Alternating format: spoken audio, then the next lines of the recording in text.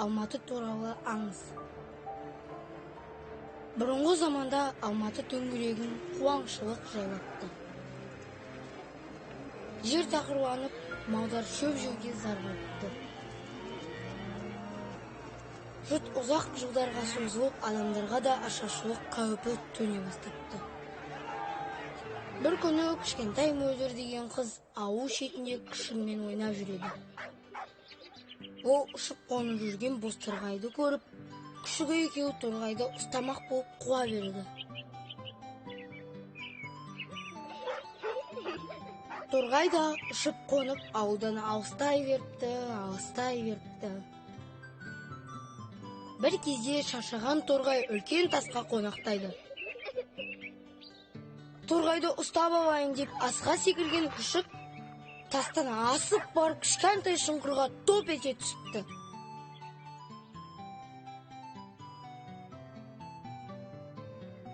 Ал торғай болса аспанға қалықтап ұшып кетіпті. Мөлдір күшігіне көмекке келеді. Қараса күшік бір кішкентай сандықтың үстіне түсіпті. Сандықты көріп, екеуі де аң-таң болды. Дереу ашып қараса, іші толған алтын бұйымдар екен. Қуанған Мөлдір күшігімен екеуі сандықты сүйреп ауылына әкеледі. Үлкен олжамен оралғанын көруге ауыл адамдары бәрі жиналады.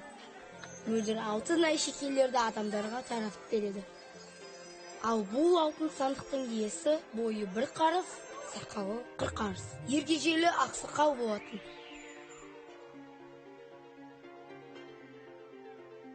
Ол орманда мекендейтін. Бір күні ол қазынасын немересіне сыйламақ болып етіп келеді.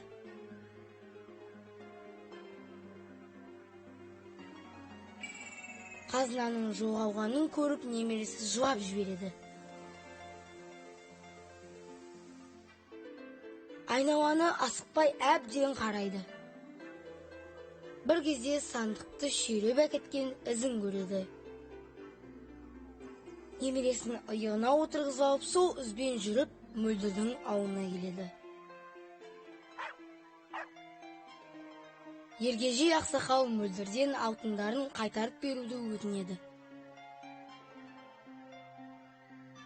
Кіп-кішкентай немересінің жылағанын көрген Мөлдір мұңайып қалады. Ауыл адамдарына жинап алған алтындарымызды иесіне қайтарып берейік, дейді. Кейбіреуі қайтарып берсе, біреулері бергісі келмейді. Соңында алтын сандықты қазынасымен иесіне қайтарып береді. Бұған риза болған бойы бір қарыс, сақалы 40 қарыс ергежейлі шал Мөлдірге бір тау дән береді. Мөлдір күшігімен бірге дәнді әдемілеп егіп су құяды.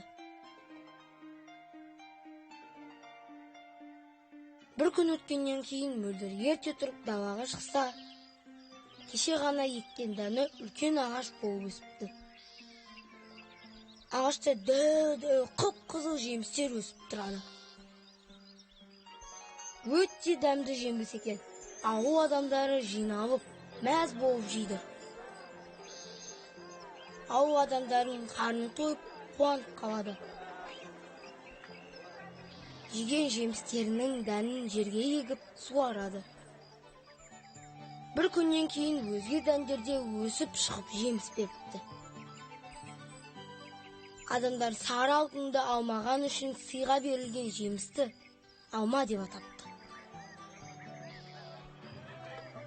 Ұзақ жылдарға созылған жұт пен ашаршылықтан осы алманы жеп аман қалыпты.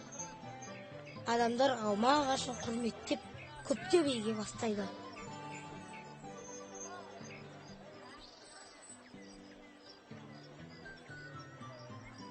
Бүгінгі Алматы тауы осылай пайда болған екен.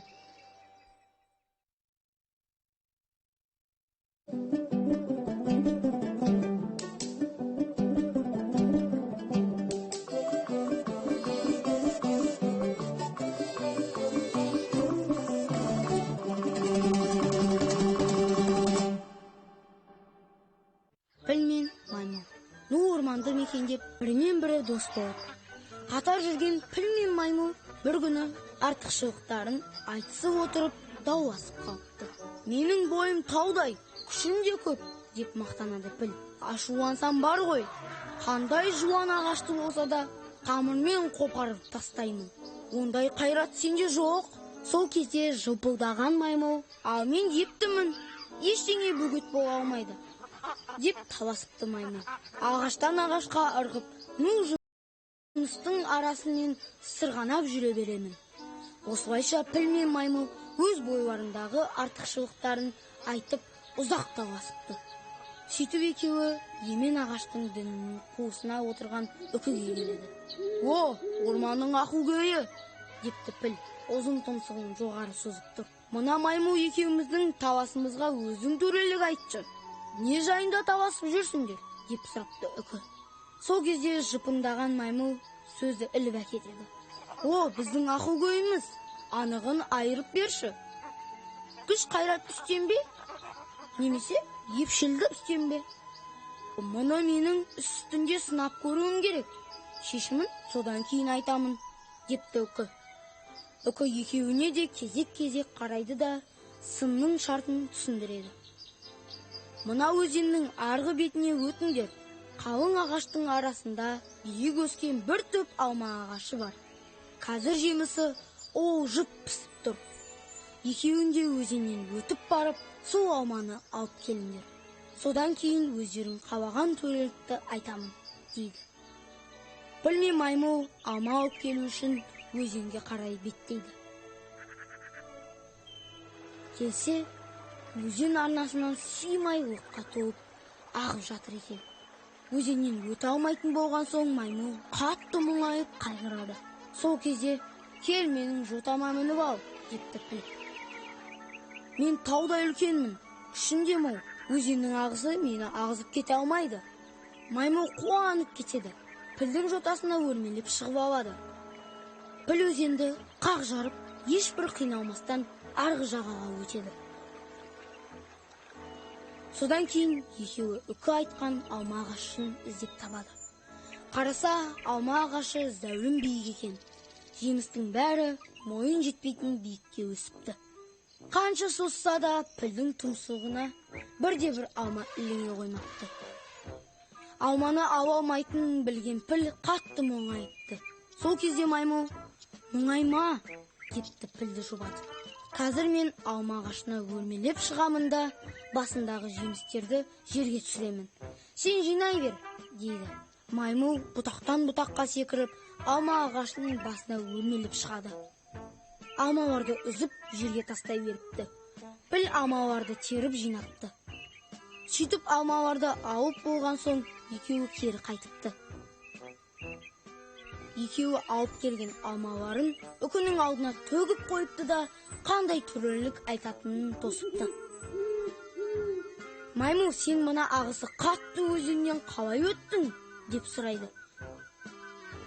Маймыл шынын айтады. Дұрыс, өйткені оның бойы таудай. Күші де мығым, өзенде ағызып кете алмайды. Ал піл, сен айтшы, биік ағаштың басындағы жеміске қалай бойың жетті? Менің бойым жетпеген соң, маймыл ағаштың басына өрмелеп шықты да, алмаларды үзіп жерге түсірді. Мен жинап тұрдым. Міне, ұқтыңдар ма? Деп үкі өзінен төрелік сұрап тұрған піл мен маймылға түсіндіре бастапты. Күштен де, епшілдіктен де үстем нәрсе біріңе біріңнің көмегін. Селбесіп мақсаттарыңа жеттіңдер. Біріңе бірің жәрдемдеспегенде екеуіңде мына алманы алып келе алмас едіңдер. Демек күш пен епшілдік қабысқанда ғана жарасып тұрады. Дұрыс, дұрыс, деп піл мен маймыл өздеріне айтқан үкінің төрелігіне бас шұқсыпты. Піл, сен күшіңе сеніп даурықпа. Маймыл, епшілмін деп бөспе. Әрқашан біріңе бірің осылай жәрдемдесіп жүріңдер, деп өсиет айтыпты.